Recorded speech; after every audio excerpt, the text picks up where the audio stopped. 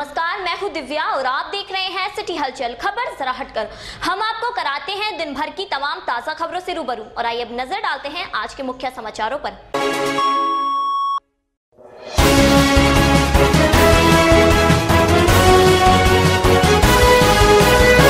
मुजफ्फरनगर में पूर्व चेयरमैन पद की महिला प्रत्याशी की हत्या का सनसनीखेज मामला सामने आया है। महिला बीते 8 दिनों से लापता चल रही थी। मंगलवार को पुलिस ने हत्यारोपियों की निशानदेही पर महिला का शव बोरे में बंद गंगनहर से बरामद किया है। पुलिस ने हत्या में शामिल एक महिला सहित 3 हत्यारोपियों को भी गिरफ्तार कर जेल भेज दिया है। दरअसल मामला खतौली कोतवाली क्षेत्र का है, जहाँ बीते 8 दिन पहले 17 दिसम्बर को सुरैया नाम की एक महिला घर से संदिग्ध परिस्थितियों में लापता हो गयी थी, जिसकी बीती 18 दिसम्बर को खतौली कोतवाली पुलिस ने गुमशुदगी दर्ज कर महिला की तलाश शुरू कर दी थी। कई दिन बीत जाने के बाद भी जब पुलिस सुरैया को ढूंढने में नाकामयाब रही तो सुरैया के परिजनों ने सोमवार को एसएसपी ऑफिस पर पहुंचकर सुरैया की बरामदगी की मांग करते हुए प्रदर्शन कर जमकर हंगामा किया था। बताया जा रहा है कि मृतक महिला सुरैया 2012 में नगर पंचायत खतौली से चेयरमैन पद पर चुनाव भी लड़ चुकी है, जिस वजह से क्षेत्र में सुरैया के लापता होने से आम जनता में रोष था। परिजनों और समर्थकों द्वारा सुरैया की बरामदगी की मांग को लेकर किए गए प्रदर्शन के बाद मुजफ्फरनगर एसएसपी सुधीर कुमार सिंह ने गुमशुदा महिला की तलाश के लिए एक स्पेशल टीम गठित की थी। महिला की बरामदगी हेतु गठित की गई टीम ने मंगलवार को पूछताछ के लिए कुछ संदिग्ध लोगों को हिरासत में ले लिया था, तो पुलिस द्वारा सख्ती से पूछताछ की गई, जिसमें नवाब, इमरान और महिला जाहिदा ने सुरैया की हत्या का जुर्म कबूल लिया। जिसके बाद पुलिस ने इन तीनों हत्यारोपियों की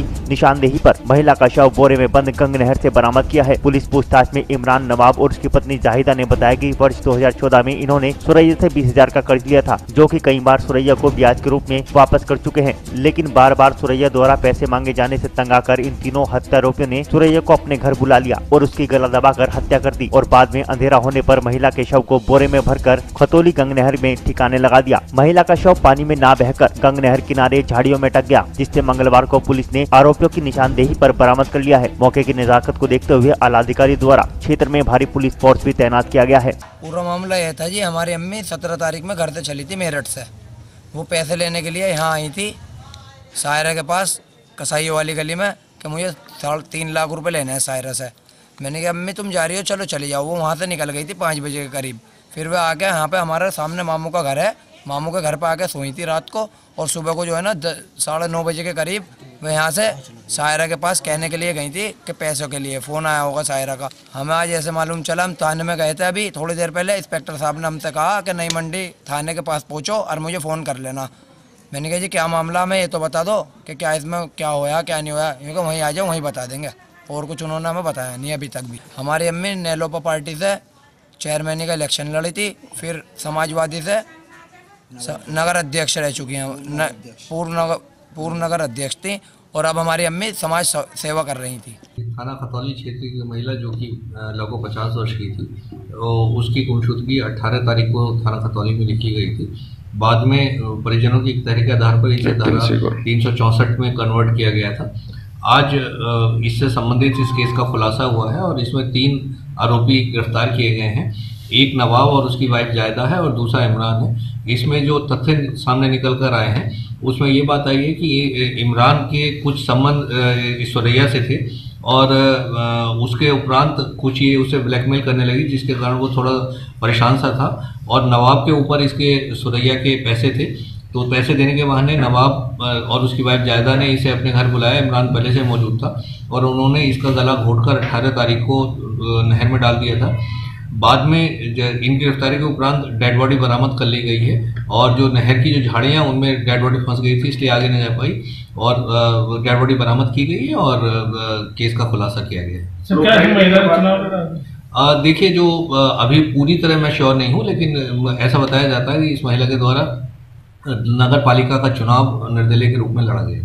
जनपद बिजनौर के चौहारा थाना क्षेत्र में बदमाशों का खुला तांडव देखने को मिला, जहां बाहर रोड पर सो रहे अपाहिज को बदमाशों ने अपना निशाना बनाया। बदमाशों ने सिर पर वार कर अपाहिज को मौत के घाट उतार दिया। मामले की सूचना पर पुलिस मौके पर पहुंची और शव को पोस्टमार्टम के लिए भेज दिया। वहीं क्षेत्रीय विधायक भी मौके पर पहुंच गए, जिन्होंने पुलिस से वार्ता कर मामले की गुत्थी सुलझाने के लिए कहा। वहीं पुलिस ने मामले की जाँच शुरू कर दी है। पता चला है इनके भाई ने स्कोर करके देखा, इसको रात को हत्या की गई, लेकिन इस सरकार के अंदर कोई आदमी सुरक्षित नहीं। अभी नूरपुर के अंदर इमाम साहब की हत्या हुई है, ये भी अब जब आदमी सुरक्षित नहीं, ऐसी निगम सरकार हो गई। अभी पुलिस के सामने चुनौती है कि इस मर्डर को खोलें और सही करके खोला। अगर नहीं खोलती तो फिर हम लोग बाध्य हैं आंदोलन करने के लिए और सही आदमी इसमें जो हो, ये नहीं कि मजलूमों के ऊपर जुल्म करना शुरू कर दे पुलिस। ये तो वैसे भी विकलांग था मजलूम, इसलिए ये मतलब आदमी की जिंदगी कोई सुरक्षित नहीं मैं समझता हूँ। और ये दिन दहाड़े मर्डर, रात में मर्डर, पुलिस अपनी मस्ती में। अभी जैसा मैंने देखा ना, यहाँ सीओ का पता है ना किसी बड़े अधिकारी का पता है इस जगह पर जहाँ पर इतनी बड़ी घटना होगी। सरकार का लचीलापन दिखाई दे रहा है। सरकार का लचीलापन है, सरकार का तो लचीलापन पूरे उत्तर प्रदेश के अंदर है। कहीं भी मर्डर हो जाए, आदमी की जिंदगी इनके सामने कुछ नहीं है। इसीलिए सरकार फेल मानी जा रही। जब आदमी सुरक्षित नहीं है तो सरकार को कोई सुरक्षित अच्छा नहीं मानता। इसको सूचना मिली लगभग 8:30 बजे कि मोहल्ला कस्बा, ये शिवारा कस्बे का एक मोहल्ला है, मोहल्ला कस्बा, उसमें चौधरी सुलेमान सनोब मोहम्मद अली की हत्या हो गई है। ये बाहर अपना घेर में सोए हुए थे, जो इनके घर के बाहर घेर है वो बिल्कुल खुला हुआ है, उसमें कोई दरवाज़ा वगैरह नहीं है। वहाँ किसी ने इनकी हथियार से हत्या कर दी है और वो बॉडी पोस्टमार्टम के लिए भेज दी गई है। अब मुकदमा कायम होगा, विवेचना होगी, उसके बाद पता लगेगा कि ये क्या है। इसका शुरुआती जांच क्या कह रही है आप पुलिस की? शुरुआती जांच में अभी कहना बड़ा मुश्किल है, क्योंकि वो जो हथियार है वो धारदार और दांतेदार कुछ लग रहा है, जैसा देखने से लगा है। तो अब किस कारण से हत्या हुई, क्यों हुई, किस समय हुई, ये सब चीज़ें जो है पोस्टमार्टम रिपोर्ट आने पे ही क्लियर हो पाएगा। जांसर थाना क्षेत्र के गांव सलारपुर में रोडवेज बस और ट्रैक्टर ट्रॉली की भिड़ंत हो गई। यह बस अमरोहा डिपो की थी जो मुजफ्फरनगर जा रही थी। जब बस गांव सलारपुर के पास पहुंची तभी सामने से आ रहे ट्रैक्टर ट्रॉली ने रोडवेज में टक्कर मार दी। टक्कर इतनी भयंकर थी कि ट्रैक्टर के टुकड़े टुकड़े हो गए। वहीं डायल 100 पुलिस मौके पर पहुंची और चालक को हिरासत में ले लिया। गनीमत यह रही कि ट्रैक्टर ड्राइवर को कोई चोट नहीं आई। मुजफ्फरनगर में अचानक एक कार में आग लग गई और कार में सवार 3 लोग आग में बुरी तरह झुलस गए। तीनों घायलों को इलाज के लिए जिला चिकित्सालय भर्ती कराया गया। बताया जा रहा है कि कार सवार तीनों घायल भाई हैं जो मुजफ्फरनगर एक शादी में शामिल होने के लिए आए थे। दरअसल मामला नगर कोतवाली क्षेत्र स्थित रहमत नगर का है, जहां अचानक एक कार में आग लग गई और देखते ही देखते कार धू धू कर जलने लगी। कार में सवार 3 लोग भी आग में बुरी तरह झुलस गए। आनन फानन में तीनों घायलों को इलाज के लिए जिला चिकित्सालय भिजवाया गया। बताया जा रहा है कि कार में गैस किट लगा रखी थी, जिस वजह से ये हादसा हुआ। गनीमत ये रही कि इस आग की चपेट में कोई राहगीर या स्थानीय व्यक्ति नहीं आया, वरना ये बड़ा हादसा हो सकता था, क्योंकि जहां यह हादसा हुआ वह क्षेत्र काफी व्यस्त है। बहरहाल दमकल विभाग ने कार में लगी आग को बुझा दिया और पुलिस मामले की जांच पड़ताल में जुटी है। बताया यह भी जा रहा है कि कार में सवार तीनों घायल मुन्ना खां, शौकत और अकबर भाई हैं, जो मंसूरपुर थाना क्षेत्र के मुबारकपुर गाँव के रहने वाले हैं और मंगलवार को नगर कोतवाली क्षेत्र में एक शादी समारोह में शामिल होने के लिए आए थे। उसी समय कार में लगे गैस किट की वजह से कार में आग लग गई और इस हादसे में तीनों भाई घायल हो गए, जिन्हें अस्पताल में भर्ती कराया गया। ये बता रहे थे कि कार जो गैस की कार थी जिसमें आग लग गया अंदर से, तो 3 मरीज अपने यहाँ ये हॉस्पिटल में आए, जिसमें से एक तो यानी कि 25% के आसपास बंद है, बाकी 2 जो है वो यानी कि 20% के बंद। ठीक है, स्थिति नॉर्मल है। फायर कंट्रोल रूम को आग की सूचना मिली कि एक गाड़ी में आग लगी है। फायर कंट्रोल ने तुरंत 3 गाड़ी मौके के लिए रवाना की गई और मौके पर जाकर देखा तो एक गाड़ी अल्टो 800 में आग लगी थी और उस गाड़ी में आग इतनी भयंकर थी कि उसमें जो गैस किट लगी थी वो ब्लास्ट हो गई और उस ब्लास्ट होने के कारण उसमें 3 लोग जख्मी हो गए और जख्मी जो व्यक्ति थे तीनों को सरकारी अस्पताल पहुंचा गया तथा तत्काल आग पर काबू पाया गया। आग लगने की वजह संभवतः या तो गाड़ी अगर वो बगल में बिजली का ट्रांसफार्मर था उससे टकराई है या बिजली का शॉर्ट सर्किट हुआ है, जिसके कारण एलपीजी गैस रिसाव होने के कारण उसने आग पकड़ ली और उसमें ब्लास्ट हो गया। सर कुछ पता लग पाया कहाँ जा रहे थे, कहाँ से आए थे? ये संभवतः जो जानकारी स्थानीय लोगों से की गई है उसके मुताबिक ये किसी फंक्शन में खालापार में आए हुए थे और मुबारकपुर के निवासी थे, थाना मंसूरपुर। ठीक है, कितने लोग घायल? इसमें 3 लोग घायल हुए हैं और तीनों लोग ही एक 55 साल, एक 56 साल और एक लगभग 58 साल का है और तीनों ही बुजुर्ग लोग थे। महामना पंडित मदन मोहन मालवीय जी का जयंती समारोह हरिद्वार के ऋषिकुल आयुर्वेदिक विश्वविद्यालय में धूमधाम के साथ मनाया गया। कार्यक्रम में मुख्य अतिथि के तौर पर उत्तराखंड की राज्यपाल बेबी रानी मौर्य शिरकत करने पहुंची। कैबिनेट मंत्री मदन कौशिक कार्यक्रम में मौजूद रहे। इस दौरान राज्यपाल बेबी रानी मौर्य ने मदन मोहन मालवीय जी की प्रतिमा पर पुष्पांजलि देकर अपनी श्रद्धांजलि अर्पित की और दीप प्रज्वलित कर कार्यक्रम की शुरुआत की। कार्यक्रम में स्कूली छात्र छात्राओं ने सांस्कृतिक और देशभक्ति की प्रस्तुतियाँ दी, जिसे देखकर सभागार में मौजूद सभी दर्शक झूमते नजर आए। राज्यपाल बेबी रानी मौर्य ने पंडित मदन मोहन मालवीय जी के साथ साथ पूर्व प्रधानमंत्री अटल बिहारी वाजपेयी जी को भी याद किया और कहा कि उन्हें यहां आकर बहुत खुशी हुई है। कई लोग मालवीय जी के कार्य को आगे बढ़ा रहे हैं, उनकी सराहना की जानी चाहिए। वहीं राज्यपाल ने लोगों को नववर्ष की बधाई दी और मां गंगा से राज्य की खुशहाली की कामना की।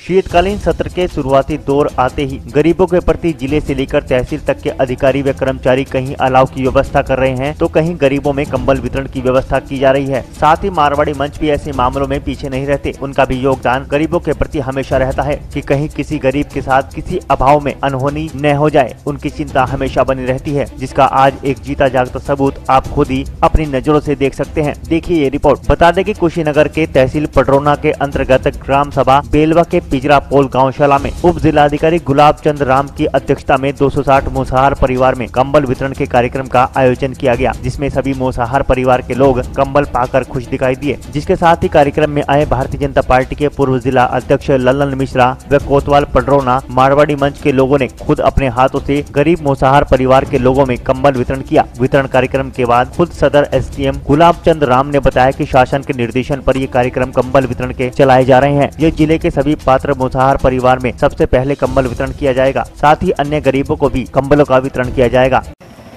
यह एक पुनीत कार्य है। ईश्वर ने हमें इस लायक बनाया है कि हम गरीबों की सेवा कर सके। वो कार्य हम लोग हर साल करते हैं। इसी क्रम में आज ये कार्यक्रम किया गया है। मारवाड़ी समाज हमेशा से ही गरीबों का, शोषितों का हमेशा ही मदद करने का कार्य करता रहा है।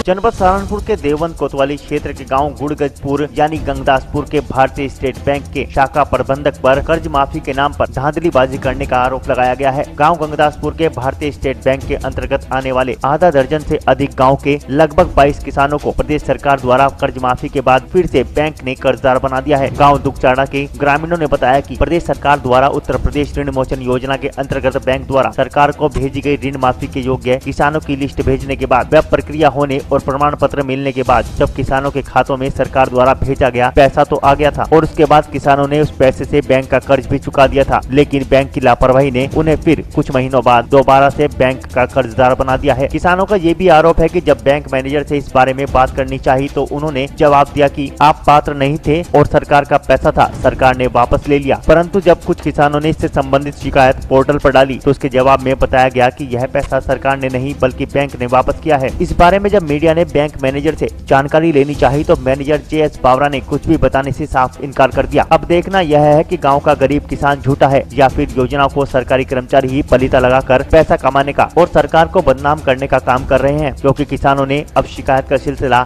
शुरू कर दिया है। सर एक घपला ये हुआ कि मेरा जो है KCC अकाउंट था यहाँ से और मैं उसका पात्र था। मैंने उसमें जब मैनेजर ने सही सूचना ना दी तो फिर उस पर इंटरनेट पे चेक कराया तो मैं उसका पात्र था। आप खाता चेक करा लें। और सर उसमें जो मेरा पैसा आया आज उस टाइम मैनेजर ने खाता क्लोज दिखाई दिया यहाँ से पैसा आने के बाद में। किसकी गलती? मैनेजर की गलती है सर। उन्होंने झूठा आश्वासन दिया कि मान लिया आपका होगा और आपके खाते में पहुँच जाएगा और जिस टाइम पैसा आया उस टाइम खाता क्लोज दिखा दिया। सरकार की तरफ से बैंक में पैसा आ चुका था, उन्होंने वापसी भेज दिया सर, उस पर लिखा हुआ भी है। ये ऐसा है जी, हमारे खाते में जो है 1 लाख रुपए सरकार ने हमारे माफ़ कर दिए। उसके बाद में कुछ महीने बाद 3-4 महीने बाद मैं बैंक में पैसे लेने के लिए गया था तो उसमें जो गन्ने का पेमेंट आया था तो मैं पेमेंट जैसा निकालने के लिए गया, मैंने एंट्री कराई तो उन्होंने कहा कि भाई इसमें तो खाते में पैसे ही नहीं आए। मैंने पूछा भाई पैसे कहाँ? उसने कहा कि भाई तो जो है इसमें ट्रांसफ़र हो गए KCC खाते में। मैंने क्यों? कहने लगे भाई सरकार ने जो थारा पैसा माफ़ करा था वो वापस ले लिया। हाँ जी सर्टिफिकेट है मेरा प्रमाण पत्र, तो देख लो प्रमाण पत्र मिला है। तो इसमें किसकी गलती मानना? वो तो बैंक की गड़बड़ लग रही है। जो सरकार ने तो वापस कभी सरकार ने आज तक पैसा लिया ही नहीं। जब पैसा वापस दे दिया मतलब खाते में पैसा दे दिया तो सरकार तो वापस लेती है ना। हमारे जो अकाउंट में पैसा आया था सरकार की तरफ से 70,596 रुपये आया था हमारे अकाउंट में। फिर हमने वो चेक नहीं किया अपना अकाउंट, चेक करने के बाद ना चेक किया तो फिर उसने अपने आप ही सेविंग अकाउंट में ट्रांसफ़र कर दिया फिर हमारा पैसा। और जब हमने चेक किया तो सेविंग अकाउंट में था वो, फिर हमने उसे जमा किया। टोटल उसे सेविंग अकाउंट से लेके हमने किसी में जमा कर दिया टोटल अमाउंट जितना बचा हुआ था। और उसके बाद में फिर हमने जब छोड़ दिया अकाउंट में जमा करके, हमने पैसा निकाला किसी चीज़ से। फिर हम निकालने के लिए गए तो बैंक वालों ने बताया कि आपका जो पैसा था 70,596 रुपये वो वापस कर लिए सरकार ने खुद ही। हमने कहा कैसे कैसे होता है, तो उसने बोला कि भाई हम इसमें कुछ नहीं कर सकते, उन्होंने जो भेजे थे उन्होंने सूची भेजी हमारे पास में, हमसे वापस ले लिए पैसे। तो हमें तो इसमें बैंक का लगता है सारा मामला। कुछ शिकायत करी थी, शिकायत में दिया था उन्होंने कि आपका जो पैसा है वो बैंक द्वारा वापस किया गया, बैंक की लगती है। फिर तो ये जो बैंक का मामला है ये सब बैंक की धांधलेबाजी है। बैंक ने जो लिस्ट जारी करी थी, ये पात्र व्यक्तियों की सरकार ने लिस्ट मंगाई बैंकों से, तो बैंक ने वो लिस्ट भेजी सरकार के पास, सरकार ने उनके खातों में पैसा भेजा। तो अब वही किसान इन्होंने अपात्र घोषित कर दिया बैंक वालों ने। सरकार ने तो पैसा इनके खातों में भेज दिया था, लेकिन उसमें बैंक वाले ने धांधलेबाजी करके उन्हें सबको अपात्र घोषित करके उनके खातों से फिर पैसा निकाल लिया। हाँ, कुछ लोगों ने शिकायत भी की, कोई उन्हें वो नहीं मिला। नहीं, सरकार की इसमें कोई कमी नहीं है, ये तो केवल बैंक की ही कमी है, बैंक के बड़े अफसरों की कमी है। सरकार ने तो जो देना था वो उनके खातों में भेज दिया। बैंक मैनेजर ने उनके खाते किसी के क्लोज बंद दिखाई दिया, किसी के दूसरे खातों से ट्रांसफर दिखाई दिया, वो सब ऐसे ही करा। अपात्र उन्हें इसीलिए घोषित करा कि उस टाइम पर तो लिस्ट में भेज दिया, फिर उसके बाद में ट्रांजैक्शन करके उन्हें अपात्र दर्शा दिया। कई बार की बैंक मैनेजर से भी, बड़े अधिकारियों से भी बात की, तहसील दिवस में भी इस चीज़ को मुद्दा उठाया, क्षेत्रीय लीडरों के पास में भी बात को जानकारी दी। हमें तो अपने बैंक की जानकारी है, इस बैंक में ऐसे 28-29 किसान हैं जिनके साथ में इस तरह की धांधलेबाजी बैंक मैनेजर ने की है सीधम सीधी। उत्तर प्रदेश के जनपद लखीमपुर खीरी के गंजखीरी में शिक्षकों की मनमानी के चलते विद्यालय समय से नहीं खोला जा रहा, जिसके चलते बच्चे व अभिभावक परेशान हैं। जानकारी के अनुसार जिला लखीमपुर खीरी के कस्बा जंग बहादुरगंज प्राथमिक विद्यालय की शिकायत अभिभावकों ने संवाददाताओं से की है, जिस पर संवाददाता सुबह 9 बजे विद्यालय जंग बहादुरगंज पहुँच गए, जहाँ पर बच्चे तो 9 बजे आ गए, पर 4 टीचरों में से एक टीचर समय पर नहीं आया। इस विद्यालय के अध्यापक शक्ति सागर मिश्रा 9:50 पर आए और विद्यालय का ताला खोला। तब तक बच्चे उत्पात मचा रहे थे और झाड़ू लगाते दिखे, जबकि खाना बनाने वाली रसोइया तो 9:30 बजे विद्यालय पर आई। इसी विद्यालय की अध्यापिका अंजना, जो जंग बहादुरगंज में ही रहती है, वह 10:13 पर विद्यालय पहुंची और रेखा गुप्ता 10:45 पर विद्यालय आई। वहीं एक अध्यापिका स्वाति विद्यालय नहीं आई। इनके बारे में जब वहां पर मौजूदा अध्यापक शक्ति सागर से पूछा गया कि स्वाति जी कहाँ हैं, तब उक्त अध्यापक ने बताया कि उनकी CL लगी है, वह छुट्टी पर हैं। जब इसकी जानकारी विद्यालय के NPRC जफर अहमद से की तो उन्होंने बताया कि उनकी कोई CL नहीं लगी है। इसकी खबर जब स्वाति को हुई तो उन्होंने अनेकों महान लोगों से संवाददाताओं के ऊपर दबाव डालकर समाचार रुकवाने का प्रयास भी किया। फिलहाल इस विद्यालय के इस तानाशाही रवैये से बच्चों के अभिभावक व बच्चे परेशान हैं। अब देखना है कि शिक्षा विभाग के उच्चाधिकारी विद्यालय के शिक्षकों पर क्या कार्रवाई करते हैं या फिर सरकार के नियमों की यह अध्यापक धज्जियां उड़ाते रहते हैं और चली जाती है। नहीं, ऐसा कुछ नहीं है, आप पूछ लीजिए, सच नहीं है तो आप देख लीजिए, किसी से आप सलिया में बता के कि सच तो है, बच्चों को नहीं बताया हम लोगों ने। बात ये है कि स्टाफ सब जानता, खाना वाली जानती, सलिया में सभी लोग जानते हैं। ऐसा कुछ नहीं। हमारी बरेली से आने वाली है तो मेहमान भी आ रहे हैं, बात ये है। तो नहीं, शुक्रवार को आए थे, आप देख लीजिए, शुक्रवार को आए थे। बच्चे बताएं, हम कैसे नहीं आए हैं, हम आए हैं। शुक्रवार को पावना पे साइन भी हमारे गए हैं, पावना साइन करने आए थे, में गए थे शक्ति सागर से, किसी से पूछ लीजिए। 3 बजे बंद करा के इसको हमको चाबी दे के गई भी थी। पता नहीं है सर, भाई हमको पता ही नहीं, क्योंकि हम तो आ नहीं पाते हैं, इस समय हम लोग खुद बहुत परेशान हैं। क्योंकि आप पूछ लीजिए, खुद आप छुट्टी तो लेना चाहिए, पर हम आ जाते हैं, जैसे समय कुछ नहीं है, हम आते हैं, ड्यूटी भी करते हैं। तो बेकार आई, बेकार नहीं, समय नहीं है, समय तो लेट आए हैं, ये तो हम खुद जानते हैं। आप क्या करे, जब मेहमान, अब आप ही सोचिए किसी के पास मुसीबत हो तो वो तो। केंद्र व प्रदेश सरकार जहां स्वच्छता अभियान चलाकर लोगों को जागरूक करने में लगी है, वहीं अधिकारियों की उदासीनता के चलते तहसील में अपनी फरियाद लेकर ग्रामीण क्षेत्रों के विभिन्न गाँवों से आए पुरुष व महिला फरियादी खुले में शौच करने को मजबूर हैं। मामला तहसील जानसठ का है, जहां तहसील जानसठ में बने महिला एवं पुरुष शौचालय में सफाई व्यवस्था व पानी व्यवस्था न होने के कारण और अधिकारियों की उदासीनता के चलते आने जाने वाले महिला व पुरुष फरियादी बराबर में खुले में शौच करने को मजबूर हैं, जिससे महिलाओं को भारी परेशानियों का सामना भी करना पड़ता है। पिछले कुछ माह से तहसील परिसर में बना शौचालय अपने बदहाली के आंसू बहा रहा है, जिसकी सुध लेने वाला कोई नहीं। तहसील परिसर में हजारों रुपए की लागत से बने इस शौचालय में न तो पानी की व्यवस्था है और न ही पानी निकासी की। वहीं सरकारी धन की बंदरबाट कैसे होती है, इसका जीता जागता उदाहरण कुछ माह पूर्व तहसील परिसर में बना शौचालय आपके सामने है। हजारों रुपए की लागत से बने शौचालय में ठेकेदार ने दीवारों पर व फर्श पर टाइल तो लगा दी, लेकिन वहाँ पानी की व्यवस्था नहीं की गई और न ही टॉयलेट सीट के नीचे लगाने वाले पाइप आदि लगाए गए, जिसके चलते शौचालय जाने वाले लोगों को शौच बाहरी करने पर मजबूर होना पड़ता है। पानी की व्यवस्था न होने के कारण यहाँ गंदगी और बदबू बनी हुई है। प्रधानमंत्री द्वारा चलाई जा रही सफाई व्यवस्था को अधिकारी ठेंगा दिखा रहे हैं। देखने वाली बात यह है कि यह शौचालय तहसील सभागार व तहसील कार्यालय के ठीक सामने स्थापित है और तहसील सभागार में होने वाले संपूर्ण समाधान दिवस में स्थानीय अधिकारियों के अलावा जिले स्तर के उच्च अधिकारी भी यहाँ आते हैं, लेकिन किसी भी अधिकारी ने इस शौचालय की बदहाली दूर करने का प्रयास नहीं किया। तहसीलदार पुष्कर नाथ चौधरी का कहना है कि मामला उनके यहाँ आने से पहले का है, मामले की जानकारी लेकर कार्रवाई की जाएगी। जनपद बिजनौर में सूचना आयोग के हाफिज उस्मान ने पत्रकारों से वार्ता कर बताया कि यदि कोई सूचना मांगता है तो उसको सूचना अवेलेबल होनी चाहिए, वरना संबंधित अधिकारियों के खिलाफ कार्रवाई की जाएगी और उसके खिलाफ जुर्माना भी लगाया जाएगा। वहीं क्षतिपूर्ति के तौर पर 10,000 से लेकर 2 लाख तक का क्षतिपूर्ति शुल्क भी दिलाया जा सकता है। जिन अधिकारियों से सूचना मांगी जाएगी उनको अवहेलना करने पर पहले नोटिस दिया जाएगा। यदि वह नोटिस पर संज्ञान नहीं लेते हैं तो उनके खिलाफ जुर्माना भी लगाया जाएगा। इस दौरान जिलाधिकारी बिजनौर अटल कुमार राय भी सूचना आयोग के साथ मौजूद रहे। आदेश पारित किया, उसमें आपके जरिए से कहना चाहता हूँ कि कोई भी आदमी ऐसा कोई काम न करे जिससे सूचना के अधिकार के ऊपर कोई न लगे। ऐसे कितने लोगों पर कार्रवाई की गई जिस तरीके से अधिकारी को ब्लैकमेल करते हैं? देखिए, ऐसा है जो काम करते करते आप तादाद को नहीं बता सकते, क्योंकि हर जिले में अलग अलग लोग हैं। मैं तो ये मानता हूँ कि इस एक्ट से 95% जो है लोगों को फायदा पहुँच रहा है। हमारे पहले किसी को इसका हक नहीं था कि वो प्रार्थना पत्र दे और ये पूछ सके किसी अधिकारी से कि मेरे प्रार्थना पत्र पर आपने क्या कार्रवाई की है। किसी हिम्मत नहीं थी। अब कम से कम इतना वो मजबूत हो गया है आम आदमी कि किसी भी अधिकारी से पूछ सकता है कि मैंने प्रार्थना पत्र किया था, आपने इसकी जो कार्रवाई हो मुझे बता दीजिए। उसे कम से कम इसका हक तो मिला है कि उस प्रार्थना पत्र को, जिस प्रार्थना पत्र को क्लर्क दबाए बैठा था, उसे पूछेगा राइट है कि मेरे पत्र पर आपने जो कार्रवाई की हो मुझे बता दीजिए, नहीं तो मैं आयोग जाऊंगा।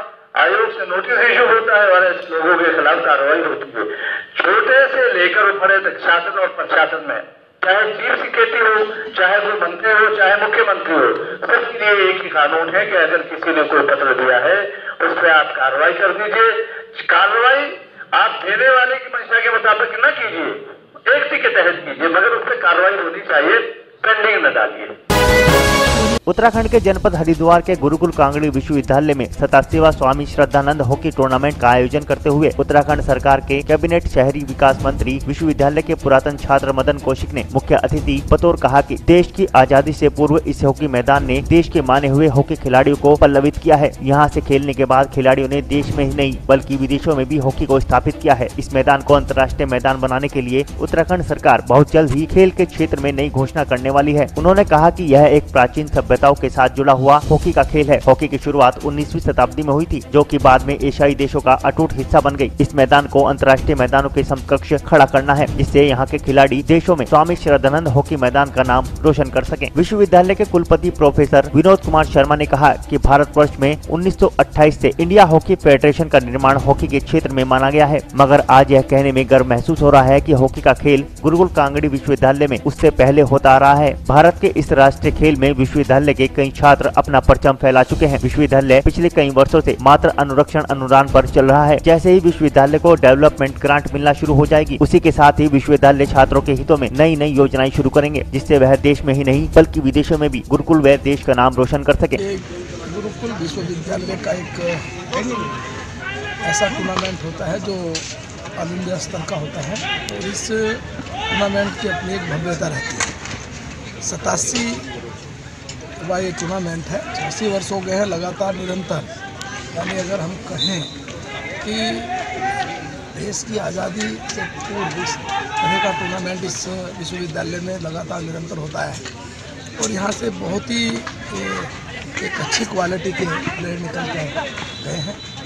निश्चित रूप से गुरुकुल यूनिवर्सिटी के माध्यम से हम कहीं ना कहीं जो एक राज्य के स्तर पर मैं कह सकता हूँ इस प्रकार की प्रतियोगिता, ये राज्य के लिए भी गौरव की बात है और मैं इसके लिए पूरा विश्वविद्यालय के सभी कुलपति जी को, रजिस्ट्रार साहब हमारे, अन्य सभी प्राध्यापक सबको बधाई और शुभकामनाएं देता हूं कि ये परंपरा और अच्छे रूप में हमारे विश्वविद्यालय के माध्यम से और जारी रहे। मंत्री जी, लगातार टूर्नामेंट पहली बार भी चर्चा हुई थी, इसमें अभी मैं कुलपति से चर्चा कर रहा था। संभवतः जो थोड़ी दिक्कतें थी विश्वविद्यालय के पास वो अब दूर हो गई हैं और मैं समझता हूं कि आगे आने वाले समय में उसका समाधान भी इस रूप में निकलेगा। कुछ सहायता हम राज्य के स्तर पर भी करेंगे। एक बार सारा बनकर आ जाए तो दोनों तरफ से मिलकर इस काम को, चूँकि थोड़ा महंगा भी पड़ता है, मेंटेन भी रहता है, दोनों चीज़ रहते हैं। राज्य सरकार की तरफ से सामान्यतः आप जानते कि हमारा राष्ट्रीय खेल है, तो राज्य के स्तर पर भी इस प्रकार के सभी जगह, चाहे हमारे विद्यालय हों, हमारे स्कूल हों, उन सब में इस खेल को उसी रूप में मान्यता रहती है और राज्य स्तर पर हम लगातार खेलों के प्रोत्साहन देने के लिए और राज्य के स्तर पर लगातार निरंतर विभिन्न प्रकार की योजनाएं हम लोग चलाते हैं। और पिछले दिनों तो हमने जो हमारा स्कूल स्कूलिंग एजुकेशन है, 12वीं तक के हमारे स्कूल है, उनमें खेल महाकुंभ की एक नई परंपरा इस रूप में शुरू की है और उससे कई हमारी जो प्रतिभा है निकल कर और उच्च स्तर पर जाकर राज्य को आगे बढ़ाएंगे, राज्य के नाम को बढ़ाएंगे। गुरुकुल महाविद्यालय में एक विवाद, मुझे कुछ भी नहीं कहना है, वो उनका आपस का मामला है और मैं समझता हूँ कोई आपस में प्रॉब्लम नहीं। वास्तव में हमारे लिए ये टूर्नामेंट का यहाँ कंडक्ट कराया जाना गौरव की बात है। आप लोगों के संज्ञान में लाना चाहूँगा कि इंडियन हॉकी फेडरेशन का जो स्थापना हुई है वो 1928 में हुई, लेकिन ये जो हमारा हॉकी जो कार्यक्रम है यहाँ पे जो हॉकी के लिए विश्वविद्यालय स्तर से जो हॉकी के विकास के लिए कार्य किया जा रहा है उससे भी पूर्व से किया जा रहा है। अभी जहाँ तक और अच्छे हॉकी मैदान की बनाने की बात है, विश्वविद्यालय पिछले 9 सालों से विश्वविद्यालय डेवलपमेंट ग्रांट के लिए परेशान था और डेवलपमेंट ग्रांट नहीं मिल पा रही थी। इसी वर्ष 5 अक्टूबर को जो विश्वविद्यालय ग्रांट के लिए जो कंडीशंस जो रेस्ट्रिक्शन लगी हुई थी वो दूर हो गई है और हमने सभी प्रकार के प्रस्ताव विश्वविद्यालय अनुदान आयोग को प्रेषित कर दिए हैं और वहाँ पे वो प्रोसेस हो रहे हैं। तो मुझे उम्मीद है कि जल्दी ही वहाँ से हमको सफलता प्राप्त होगी, वहाँ से ग्रांट आएगी तो हॉकी के उन्नयन के लिए भी इसके लिए कार्य किया जाएगा। मंगलवार को पंडित मदन मोहन मालवीय जी की जयंती के अवसर पर नगर के गणमान्य लोग मालवीय चौक पर पहुंचे, जहां सभी ने पंडित मदन मोहन मालवीय जी की प्रतिमा पर माल्यार्पण कर उन्हें श्रद्धांजलि दी। वहीं इस दौरान विचार गोष्ठी का भी आयोजन किया गया, जिसमें सभी ने उनके जीवन पर प्रकाश डालते हुए अपने विचार व्यक्त किए। वहीं सभी ने उनके बलिदान को याद करते हुए उनके पद चिन्हों पर चलने का संकल्प किया। आज जो है हमारे श्रद्धेय मदन मोहन मालवीय जी की 157वीं जयंती है, उनको मैं अपने श्रद्धा सुमन अर्पित करती हूँ, शत नमन करती हूँ। और आज ही हमारे पूर्व प्रधानमंत्री अटल बिहारी वाजपेयी जी का भी जन्म दिवस है, मैं उनको भी शत नमन करती हूँ, श्रद्धा सुमन अर्पित करती हूँ। मदन मोहन मालवीय जी एक बहुत ही गरीब ब्राह्मण समाज से थे, उनके पिता कथावाचक थे। बहुत ही कम उम्र में 24 साल की उम्र में उन्होंने कलकत्ता अधिवेशन में अंग्रेजों के खिलाफ देश के प्रति जो भाषण दिए उससे वो पूरे अधिवेशन में छा गए और आज भी वो दिन विस्मरणीय है। 1916 में उन्होंने बनारस के हिंदू विश्वविद्यालय की स्थापना की थी और मुझे बड़ा गर्व होता है कि हमारे हस्बैंड भी वहीं से BHU से इंजीनियरिंग की हुई है, उन्होंने भी वहीं के पास आउट है और मेरी जन्मभूमि भी बनारस है, ये बताते हुए मुझे बड़ा गर्व होता है। और हमारे पंडित मदन मोहन मालवीय जी बहुत ही देश के प्रति समर्पित थे, शिक्षा के प्रति समर्पित थे, एक बहुत बड़े बैरिस्टर भी थे। फूल हजारों खिले हैं इस चमन में पर तुम जैसा नहीं दिखता, फूल हजारों खिले हैं इस चमन में पर तुम जैसा नहीं दिखता। गुलिस्ताए दुनिया में मालवीय जी तुम जैसा नहीं दिखता। यूं तो जन्म लेते हैं हजारों लाखों इस जमाने में, पर मालवीय जी तुम जैसा महापुरुष नहीं दिखता। पर मालवीय जी तुम जैसा महापुरुष नहीं दिखता। बस अटल तो अटल है, क्या कहें हम, कहने को क्या बचा है। महापुरुष ने जीवन में भारत को जो दिया है, नहीं उतार पाएंगे हम, नहीं उतार पाएंगे हम उनका कर्ज इस धरा पर। बस शतत वंदन करते हैं उनके जन्म दिवस पर, बस उनके जन्म दिवस पर। उत्तराखंड के जनपद हरिद्वार में दीक्षा राइजिंग स्टार पब्लिक स्कूल में नन्हे मुन्ने बच्चों के द्वारा स्कूल का वार्षिकोत्सव मनाया गया, जिसमें प्ले, नर्सरी, एलकेजी, यूकेजी के बच्चों ने प्रतिभाग किया। कार्यक्रम को 2 चरणों में कराया गया। प्रथम चरण सुबह 10 बजे से दोपहर 1 बजे तक किया गया, जिसमें सम्मानित अतिथियों Anita Sharma mayor Haridwar, Nupur Verma city magistrate Haridwar, Narendra Agarwal, Neeraj Mangal, Shruti Khewadia पार्षद नगर निगम मौजूद रहे। द्वितीय चरण दोपहर 3 बजे से सायं 5 बजे तक किया गया, जिसमें मुख्य रूप से डॉक्टर सुनील बत्रा, अन्नू मेहता पार्षद नगर निगम हरिद्वार, सपना कंसल ने प्रतिभाग कर बच्चों का उत्साहवर्धन किया। स्कूल की निदेशिका पूजा अग्रवाल एवं डॉक्टर गौरव अग्रवाल ने संयुक्त रूप से सभी अतिथियों का स्वागत कर सभी अभिभावकों का आभार प्रकट करते हुए भविष्य में इसी प्रकार बच्चों के लिए आयोजन करने की बात कही। कार्यक्रम का संचालन मीनाक्षी चौहान, कनक, सत्यम, जाशिका ने संयुक्त रूप से किया। कार्यक्रम के अंत में सभी बच्चों को पुरस्कृत कर सम्मानित किया गया। कार्यक्रम में जयप्रकाश अग्रवाल, करुणा अग्रवाल, कन्हैया खेवड़िया, इंदु बंसल एवं समस्त स्कूल स्टाफ मौजूद रहा। आज Diksha rising star public school Jwalapur, जो एक CBSE एफिलेटेड स्कूल है, उसके अंदर जूनियर विंग का एनुअल फंक्शन हो रहा है, जिसमें प्ले, नर्सरी, LKG, UKG के बच्चे स्टेज पर परफॉर्मेंस दे रहे हैं। आज स्कूल के द्वारा 695 बच्चों को स्टेज पे परफॉर्मेंस करने का मौका मिला है। स्कूल की हमेशा ये एक महत्वाकांक्षा रही है कि सभी बच्चे आगे आएँ और वो अपना टैलेंट जो उनके अंदर है वो सबके सामने आए। ये दीक्षा राइजिंग स्टार पब्लिक स्कूल का आज वार्षिक उत्सव है, जो हर साल धूमधाम से मनाया जाता है और हमारे स्कूल के द्वारा ये हर साल मनाने की हमारी आगे भी कोशिश है। जनपद बिजनौर के नजीबाबाद के रेलवे स्टेशन रोड पर उस वक्त हड़कंप मच गया जब सीओ अरुण कुमार मैफोर्स के होटलों में जाकर चेकिंग करने लगे। जहां होटलों और दुकानों में चेकिंग होने से बाजार में हड़कंप मच गया और देखते ही देखते दुकानें बंद होने लगी। नजीबाबाद पुलिस ने स्टेशन के होटल में जमकर चेकिंग अभियान चलाया। अतिक्रमण कर रहे व्यापारी को जमकर हड़काया गया। वहीं इस दौरान पुलिस ने ठंड से कांप रहे रिक्शा चालकों को चेकिंग के दौरान कंबल भी भेंट किए। चेकिंग के साथ साथ कंबल वितरण देखकर लोग हैरान रह गए। पुलिस का एक तरफ चेकिंग कर लोगों को हड़काना और दूसरी तरफ कंबल बांटने का रूप देखकर लोग अचंभित रह गए। दुकानदारों ने उस वक्त राहत की सांस ली जब होटलों में कोई आपत्तिजनक चीज नहीं मिली। ये रूटीन चेकिंग है जो हम लोग के आदेश है उच्च अधिकारियों का, प्रतिदिन शाम को पैदल गश्त करके जनता में विश्वास जगाना और अपराधियों में भय उत्पन्न करना कि पुलिस रोड पे है, गश्त कर रही है। उसी के तहत आज हम लोग शाम को होटलों में कुछ संदिग्ध होटलों की जहाँ पे बैठ के शराब पीने की शिकायत होती है, अराजक तत्व इकट्ठा होते हैं, उनको चेक किया गया है। फिलहाल कोई ऐसा नहीं है। जनपद मुजफ्फरनगर के तितावी थाने के पास ट्रैक्टर ट्रॉले ने गाड़ी में टक्कर मार दी। दरअसल मामला जनपद मुजफ्फरनगर के तितावी का है, जहां तितावी थाने के पास सुबह 9 बजे मुजफ्फरनगर कैराना रोड की गाड़ी कैराना से मुजफ्फरनगर जा रही थी। जैसे ही वो तितावी में सवारी उतार रही थी, तभी तितावी शुगर मिल पर गन्ना डालकर आ रहे ट्रैक्टर ट्रॉले ने गाड़ी में साइड मार दी, जिससे गाड़ी में भारी नुकसान हुआ है। गनीमत यह रही कि किसी भी सवारी को गंभीर चोट नहीं आई। वहीं गाड़ी 11,000 लाइन के खंबे से जा टकराई, जिससे खंबा टूट गया। हालांकि कोई तार नहीं टूटा, नहीं तो कोई भी बड़ा हादसा हो सकता था।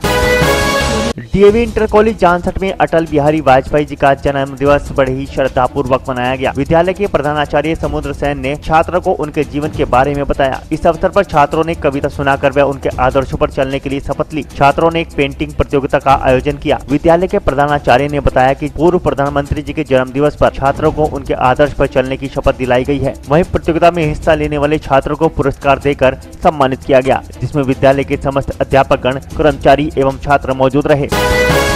बिजनौर में सुहेलदेव पार्टी के कार्यकर्ताओं ने बिजनौर जिला कलेक्ट्रेट परिसर पर पहुंचकर प्रदर्शन किया। सुहेलदेव पार्टी के कार्यकर्ता अपनी मांगों को लेकर कलेक्ट्रेट परिसर पहुंचे, जहां उन्होंने ज्ञापन जिला अधिकारी को सौंपा। जहां उन्होंने 27% आरक्षण को 3 कैटेगरी में विभाजित कर कैबिनेट में बिल पास कराने की मांग को लेकर प्रदर्शन किया। पार्टी हाईकमान के आदेश पर 24 से 31 तक इसी प्रकार उनका प्रदर्शन और अनशन प्रतिदिन जारी रहेगा। ये धरना प्रदर्शन की जगह ये पार्टी हाईकमान पूरे उत्तर प्रदेश में 75 जिलों में 24 से 31 तक क्रम अनशन का आदेश मिला था पार्टी हाईकमान से। जिला बिजनौर में जिला प्रशासन की तरफ से हमें क्रम अनशन की अनुमति न देने के कारण मात्र ज्ञापन देने की अनुमति मिली हमें। ये मांग हमारी ओबीसी जो 27% आरक्षण है, उस आरक्षण को 3 कैटेगरी में विभाजन करने के लिए कैबिनेट में लागू कराने के लिए ये हमारा मांग पत्र है। और 24 से 31 तक हम बराबर प्रतिदिन देंगे, रोजाना यहाँ पर आएंगे अपना ज्ञापन देने। उत्तर प्रदेश में क्रमांकन का था, हमारे पूर्वांचल में सब क्रमांकन की अनुमति हो चुकी है, मर्दाबाद में हो चुकी है। बिजनौर में प्रशासन ने अनुमति हमारी खारिज करी है। हरिद्वार के शिवडेल स्कूल में वार्षिक खेल दिवस का आयोजन किया गया। खेल दिवस का शुभारंभ स्वामी शरद पुरी जी संस्थापक अध्यक्ष शिवडेल स्कूल हरिद्वार ने किया। खेल दिवस के उपलक्ष्य में हरिद्वार के मुख्य शिक्षा अधिकारी RD शर्मा जनपद हरिद्वार मुख्य अतिथि के रूप में मौजूद रहे। शिवडेल स्कूल में विभिन्न प्रकार के खेल प्रतियोगिताओं का आयोजन किया गया। सभी खेल प्रतिभागियों ने ऊर्जा से परिपूर्ण होकर भाग लिया। इस अवसर पर बच्चों ने योगा व मानव पिरामिड बनाकर स्वास्थ्य शरीर एवं निरोगी काया के महत्व को दर्शाया तथा दर्शकों को मंत्रमुग्ध कर दिया। कार्यक्रम के अंत में मुख्य अतिथियों ने प्रतिभागियों को पुरस्कृत कर उत्साहवर्धन किया। इस अवसर पर पूज्य स्वामी जी द्वारा विद्यालय के छात्र छात्राओं को विभिन्न खेल एवं शिक्षा प्रतियोगिताओं में इसी प्रकार भाग लेकर देश प्रदेश का नाम रोशन करते रहने के लिए प्रोत्साहित किया। ये बच्चों की जो एनुअल वार्षिक जो स्पोर्ट्स मीट होती है, खेलकूद प्रतियोगिताएं होती हैं, ये उसके कार्यक्रम यहाँ पे चल रहे हैं। और उसके साथ साथ जो यहाँ पे एक बहुत अच्छी बात जो मुझे जो लगी, स्पोर्ट्स मीट के साथ ही बच्चों ने अपने योगा के जो कार्यक्रम दिखाए हैं, क्योंकि योगा आज हमारे दैनिक जीवन का एक अंग बन करके रह गया है। जो हमारी संस्कृति की एक पहचान थी, उसको जो है हम फिर से अपने जीवन में, अपने दैनिक जीवन में उसको हम जो है छात्र छात्राओं को उसकी जो शिक्षा दे रहे हैं। तो एक बहुत अच्छा प्रदर्शन यहाँ पे बच्चों ने इसका यहाँ पे जो है किया है। मैं महाराज जी से भी और जो स्कूल्स के प्रिंसिपल्स हैं, मैं उनसे भी रिक्वेस्ट करूँगा कि इस कार्यक्रम को निरंतर प्रतिदिन वो यहाँ पे जो है अपने बच्चों को इसकी जो है योग की शिक्षा जो है दें, जिससे एक स्वस्थ राष्ट्र का निर्माण हो सके।